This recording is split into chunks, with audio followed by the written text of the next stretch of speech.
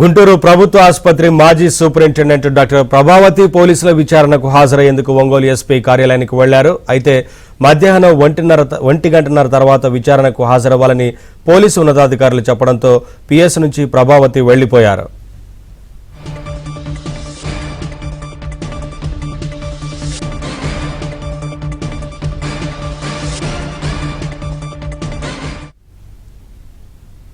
Updates మా correspondent Venkatrao అడిగి తెలుసుకుందాం. వెంకట్రావు, పోలీసుల విచారణకు డాక్టర్ ప్రభావతి హాజరైనప్పటికీ 1:30 తర్వాత విచారణకు హాజరు కావాలంటూ పోలీసులు చెప్పడంతో వెనుదిరిగినట్లు తెలుస్తా ఉంది కదా, ఏంటి వివరాలు?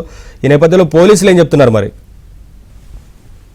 ఏపీ డిప్యూటీ స్పీకర్ రఘురామకృష్ణరాజుపై కస్టోడియల్ టార్చర్ కేసులో 5వ నిందితురాలుగా ఉన్న ప్రభావతి ఈ రోజు ఒంగోలు ఎస్పీ కార్యాలయంలో ఉదయం 10 గంటలకే విచారణకి హాజరయ్యారు. ఈ రోజు రేపు ప్రభావతిని విచారించేందుకు ఎస్పీ దామోదర్ ముందస్తుగా నోటీసులు జారీ చేశారు. నోటీసులు అందుకున్న ప్రభావతి ఈ రోజు విచారణకి ఉదయం 10 గంటలకే వచ్చారు. కానీ ఈ రోజు ఎస్పీ కార్యాలయంలో మీకోసం కార్యక్రమంతో పాటు ఇటు డీజీపీ వీడియో కాన్ఫరెన్స్ ఉండటంతో ఎస్పీ కూడా బిజీగా ఉన్నారు. ఈ నేపథ్యంలో మధ్యాహ్నం 1:30 గంటలకు విచారణకు హాజరు కావాలని చెప్పడంతో ప్రభావతి తిరిగి వెళ్లిపోయారు. 1:30కి తిరిగి విచారణకు హాజరవుతానంటూ కూడా ఆమె ఎస్పీ కార్యాలయం నుంచి వెళ్లిన పరిస్థితి. గత వైసీపీ ప్రభుత్వంలో రఘురామకృష్ణరాజుపై కస్టోడియల్ టార్చర్ జరిగినా గానీ మెడికల్ రిపోర్టులు మార్చి కోర్టుకి నివేదించారని ప్రభావతి ఆరోపణలు ఎదుర్కొంటున్నారు. ఈ ఆరోపణల మీద ఫిబ్రవరి 7న ఒకసారి విచారణకు హాజరైనా గానీ ఆమె దాటవేత దూరంలోనే సమాధానాలు ఇచ్చారు.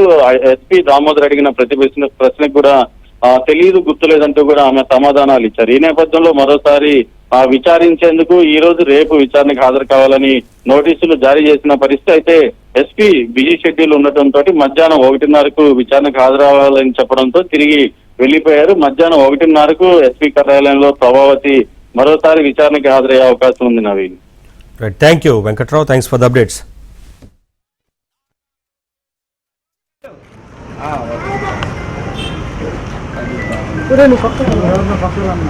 సైడ్ అన్నా